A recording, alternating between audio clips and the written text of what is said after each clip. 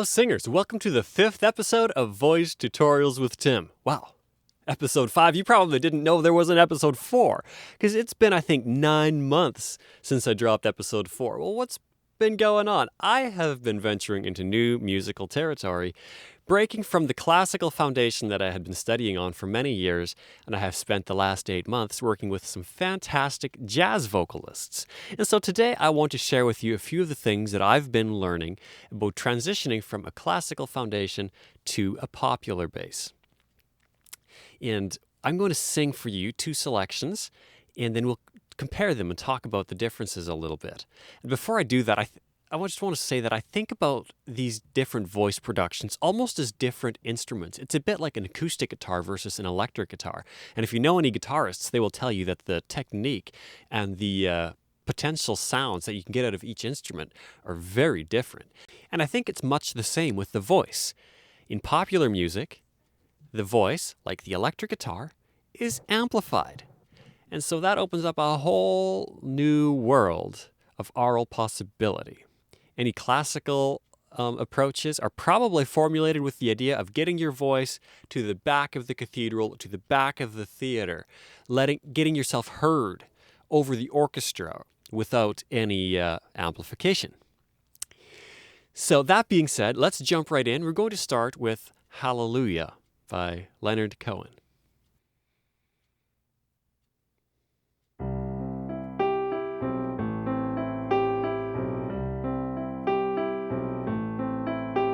I've heard there was a secret chord that David played and it pleased the Lord, but you don't really care for music, do you?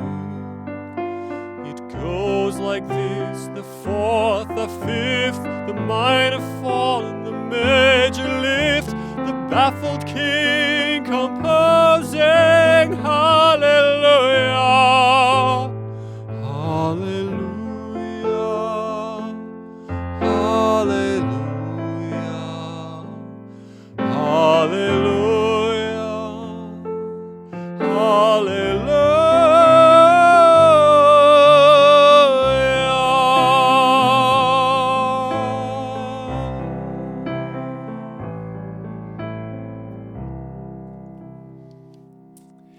And next, we'll go into the jazz standard, There Is No Greater Love.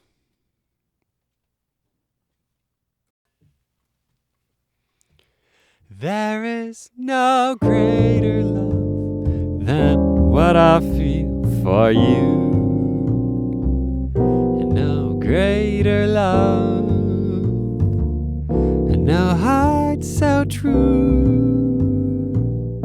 There is no greater thrill than what you bring to me, and no sweeter song than the one you sing to me. Yeah, you're the sweetest thing that I have ever known, and to think that you are mine alone. There is no greater love in all the world, it's true. No greater love than what I feel for you.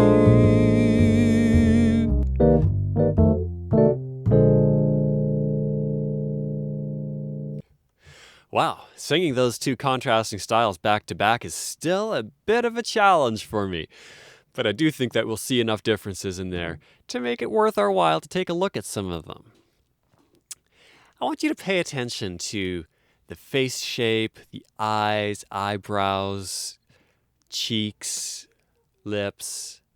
And I think you'll see that in the more colloquial, popular approach, that the lips are wider, much like they are when I'm speaking to you right now. I can go straight from talking to "There is no greater love," and it doesn't require a big adjustment. But if I was going to yell at my children at the playground, or I was going to perform over an orchestra, or sing Hallelujah in some large theater, I might take a slightly different approach. I might make sure that I've got plenty of space in my mouth, a large pharyngeal cavity. Think a joyful surprise, a sudden inhale of, oh, that's awesome. So you take that nice big space, your mouth is going to be more of the bell shape, see it on the front of a trumpet or something like that, where it's Hallelujah,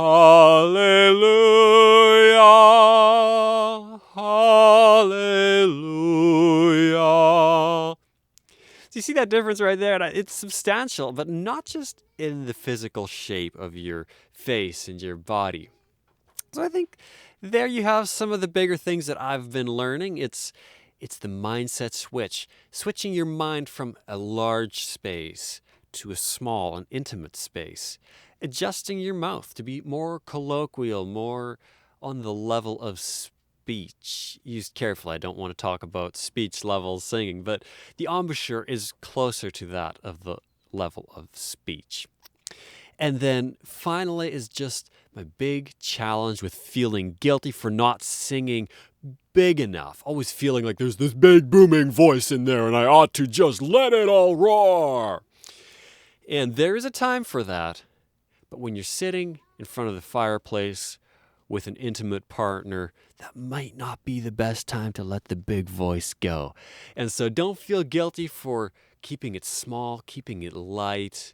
Just explore, let those sounds find you, and let them tell the story with your voice.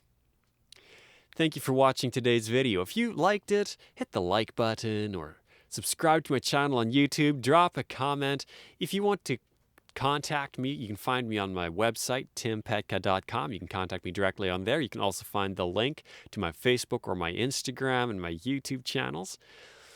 And until next time, happy singing.